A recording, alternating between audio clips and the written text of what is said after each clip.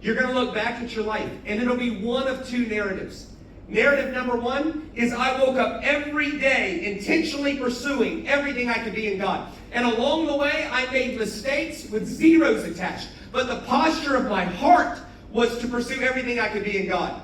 Or the narrative of our life will be, unfortunately, my life was defined from going from one urge to the next urge, to the next urge, to the next urge, to the next urge, to the next urge. And thank God that His faithfulness is not compromised by my lack of it. But the quality of my life could have been so much better. I went from one bowl to the next bowl, to the next bowl, to the next bowl, to the next bowl. And that is the imagery I want to leave with us today. Is that instead of only considering what's right and what's wrong, what if for the rest of our life we consider, does this decision belong to the birthright or does this decision belong to the bowl? Is it bowl or is it birthright? Bowl is a metaphor for just living for the next urge. And we justify it by going, it's not wrong. Yes, but it's dumb. It's dumb and it's temporary and there's something so much bigger. Now the Bible is best read as the villain, not the hero.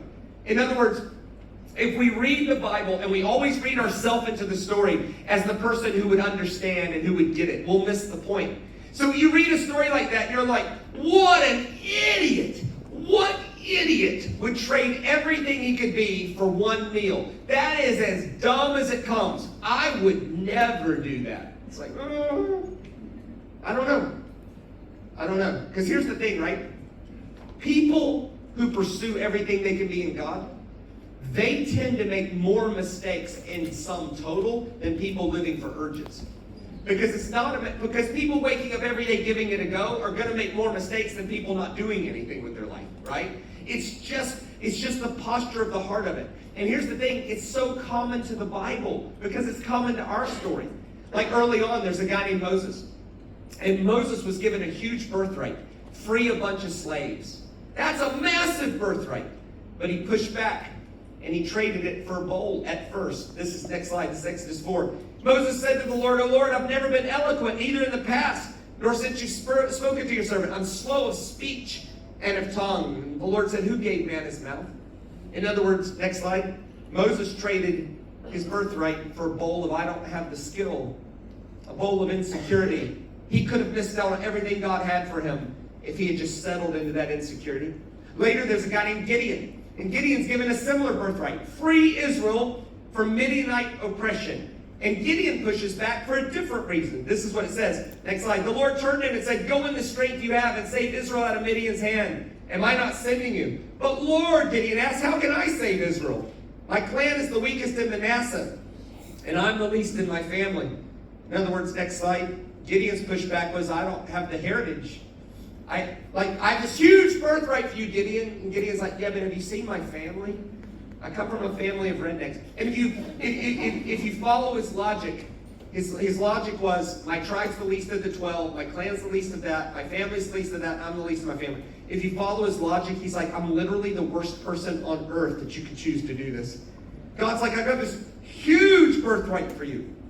And Gideon's like, I don't have a family. Later, there's a guy named Jeremiah.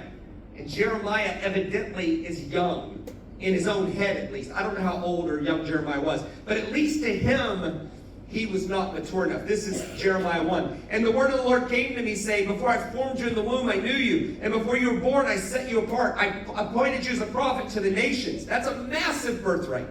I said, Sovereign Lord, I said, "I do not know how to speak."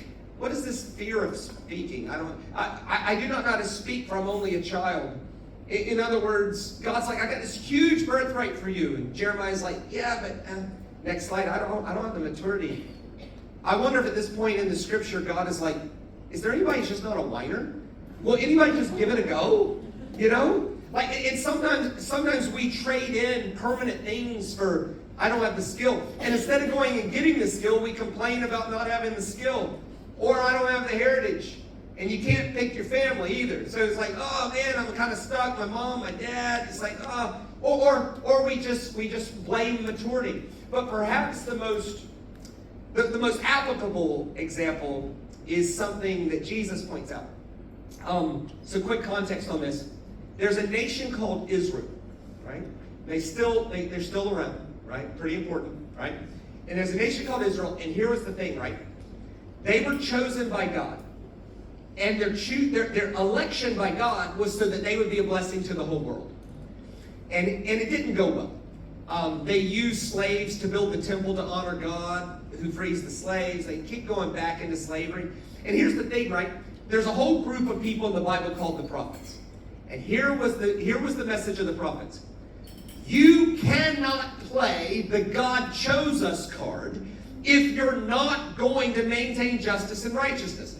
Even if it's true that God chose you, and even if it's true God gave you this land, if you don't use those resources to maintain justice and righteousness, you're going to lose everything even though God gave it to you, right? You can't play the we're God's chosen people card if you're not going to do what God called you to do. That was the main message of the prophets.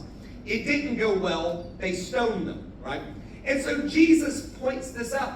And here's what he says in Matthew 23. Oh, Jerusalem, Jerusalem, you who kill the prophets and stone those sent to you. How often I've longed to gather your children together as a hen gathers her chicks under her wings, but you were not willing. Now look, your house is left to you desolate. In other words, sometimes, next slide, it's just we're not willing. God's like, I got this huge thing for you. Yeah, I ain't doing that. Nope. I'm just not willing. So what has been our goal? Has it been skill or maturity or heritage? Or is it just the fact that we're not willing?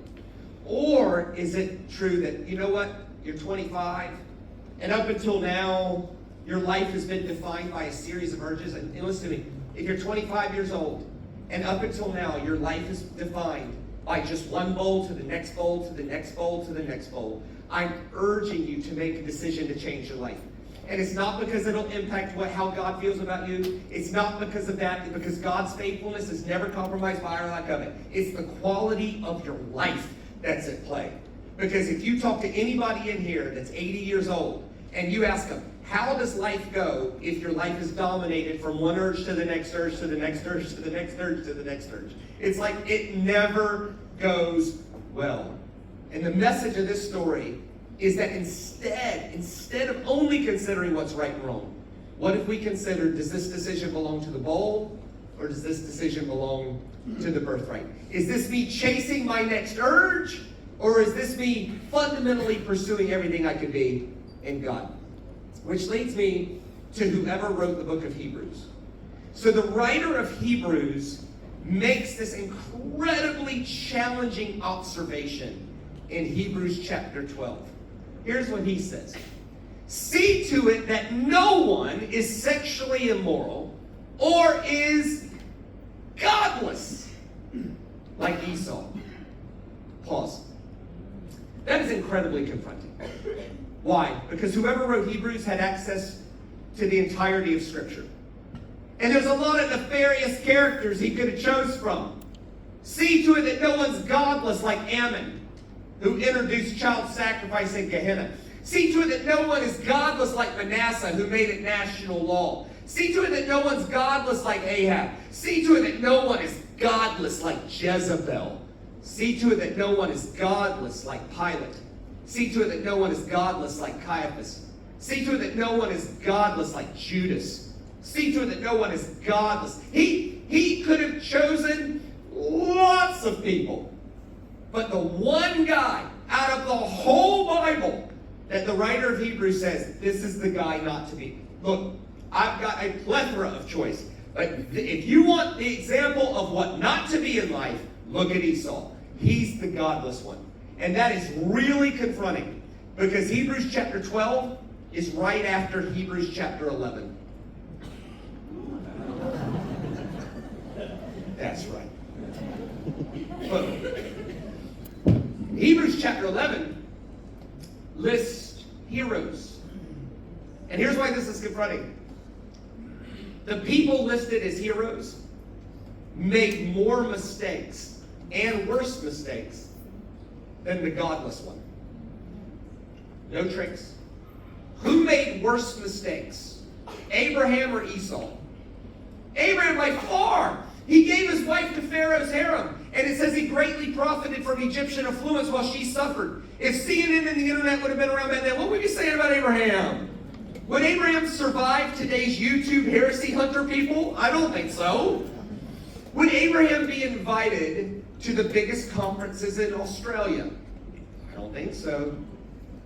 By faith, Abraham? Isaac did something similar. Moses was a premeditated murderer. I looked this way at that and see no one. I killed the man and hit him in the sand. Problem was the next day the sand shifted. You got this leg sticking up out of the sand. God said, you'll do. I'll have you write the foundation of all Scripture.